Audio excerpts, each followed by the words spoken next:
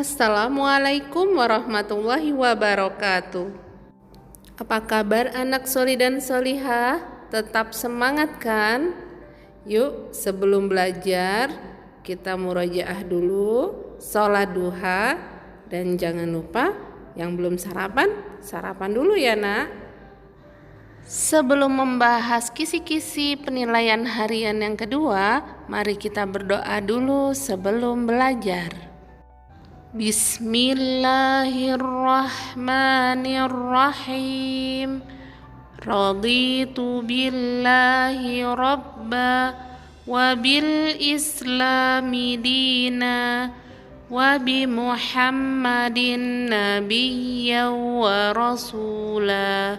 Rabbi zidni ilma warzuqni fahma. Amin ya rabbal alamin.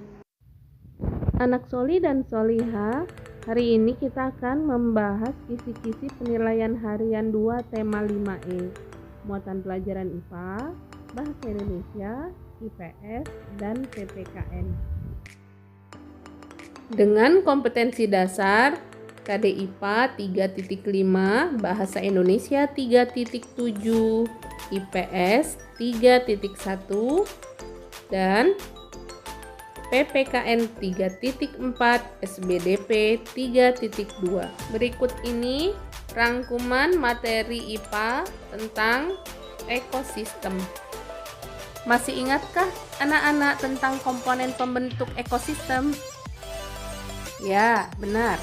Komponen ekosistem terdiri dari biotik dan abiotik yang meliputi individu, populasi, komunitas, ekosistem, dan biosfer.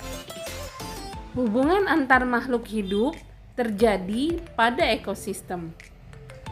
Pengertian ekosistem sendiri adalah suatu sistem ekologi yang terbentuk oleh hubungan timbal balik tak terpisahkan antara makhluk hidup dengan lingkungannya.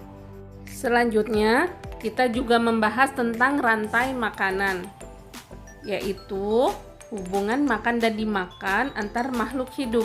Disinilah ada yang berperan sebagai produsen, konsumen, dan juga dekomposer atau pengurai.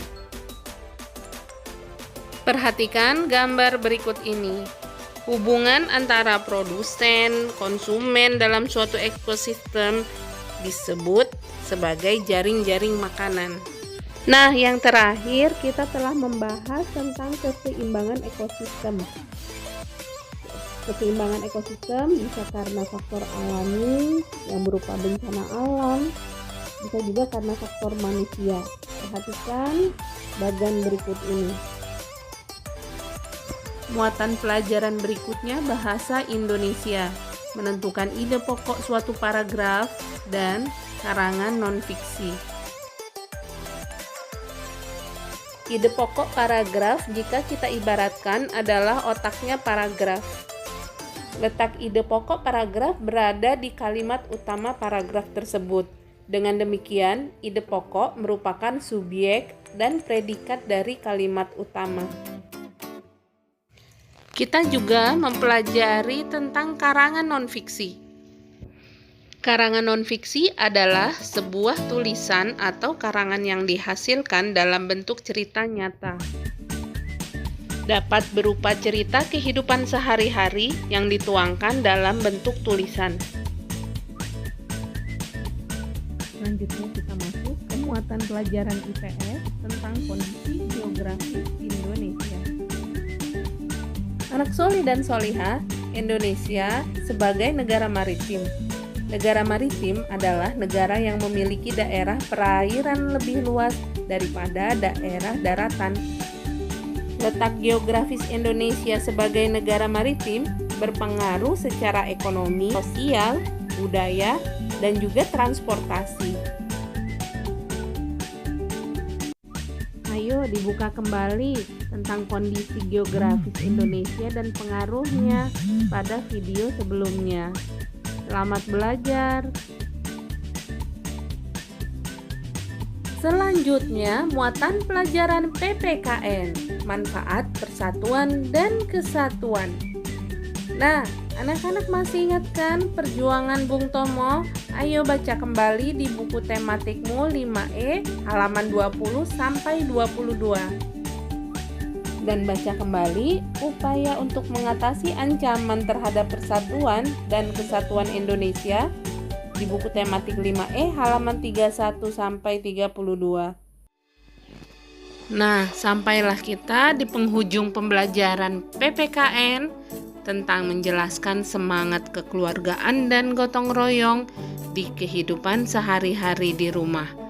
Nah, tentunya ini sangat dapat kalian lakukan di rumah dengan membantu orang tua, dan jangan lupa sholat 5 waktu jangan ditinggal. Tetap semangat anak soli dan solihah. Selanjutnya kita akhiri dulu pertemuan kali ini dengan baca hamdalah. Alhamdulillahirabbil alamin. Sampai berjumpa kembali di pembelajaran yang akan datang. Wassalamualaikum warahmatullahi wabarakatuh.